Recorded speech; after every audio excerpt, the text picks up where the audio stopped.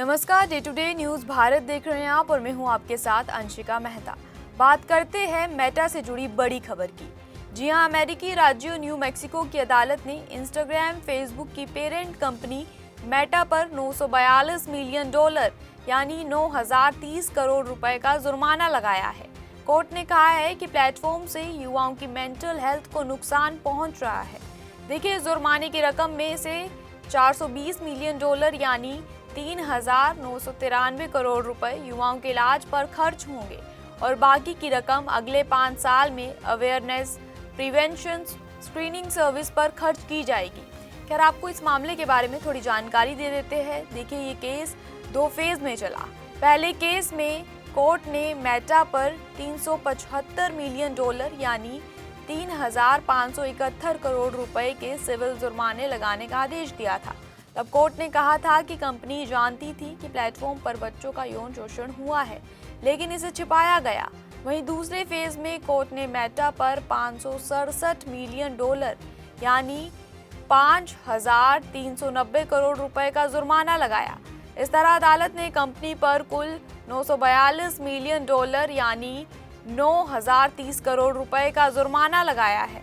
खैर, केस के दौरान प्रोसिक्यूटर्स ने जज से मेटा में बुनियादी बदलाव करने की मांग की थी।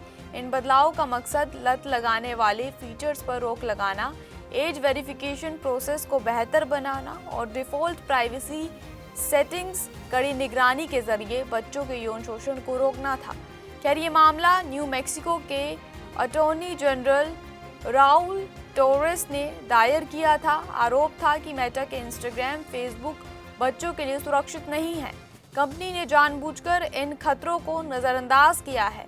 वहीं देखिए, जांच के दौरान सामने आया कि मेटा के प्लेटफॉर्म्स का एल्गोरिदम बच्चों को ज्यादा समय तक जोड़े रखने के लिए डिजाइन किया गया है। इससे उनमें लत लगने, डिप्रेशन और अन्य मानसिक समस्याओं का खतरा बढ़ता है। वहीं मामला सिर्फ मेंटल हेल्थ तक सीमित नहीं रहा। आरोप लगा कि प्लेटफॉर्म का इस्तेमाल बच्चों को फंसाने और यौन शोषण के लिए हो रहा था और कंपनी को इसकी जानकारी होने के बावजूद पर्याप्त कदम नहीं उठाए गए हैं। अब सवाल है कि इस फैसले के बाद मेटा आगे क्या कदम उठा सकता है।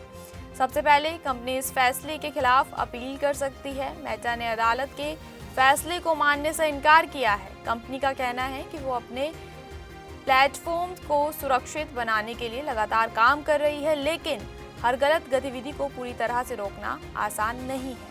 वहीं मामले के अगले चरण में ट्रायल बेंच ये तय कर सकती है कि क्या मेटा को अपने एल्गोरिदम में अनिवार्य बदलाव करने होंगे। क्या बच्चों की सुरक्षा से जुड़े कार्यक्रमों के लिए कंपनी की ओर से ज्यादा आर्थिक जिम्मेदारी उठानी होगी।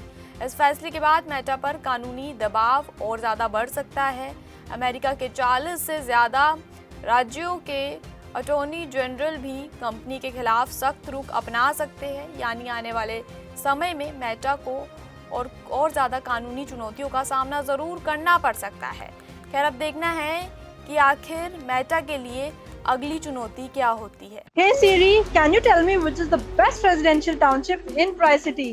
Genesis Heights is one of the best residential township in Tri-City. देखा, Siri को भी पता है कि Genesis Heights is the best.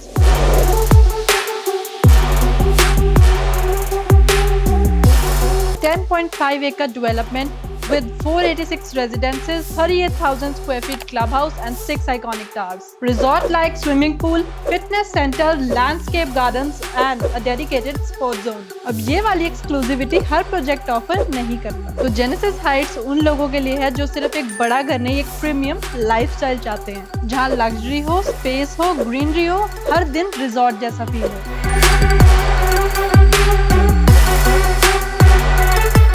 खैर, इस खबर पर कोई भी अपडेट आती है तो हम आपके साथ जरूर साझा करेंगे। इसी के साथ हमारा चैनल आपके साथ वादा करता है कि निष्पक्षता के साथ पत्रकारिता करेगा। हमारे चैनल का कोई भी पत्रकार ना ही किसी से कोई तोहफा लेगा, ना ही इश्तिहार लेगा और ना ही किसी को ब्लैकमेल करेगा। इसके साथ हमारे चैनल का मकसद है लोकतंत्र के चौथे स्तंभ को मजबूत करना। तब तक के लिए ऐसे ही नई और ताज़ा खबरों को देखने के लिए जुड़े रहिए हमारे साथ। देखते रहिए day to day news Bharat और हमारे चैनल को लाइक, शेयर, सब्सक्राइब करना ना भूलिए।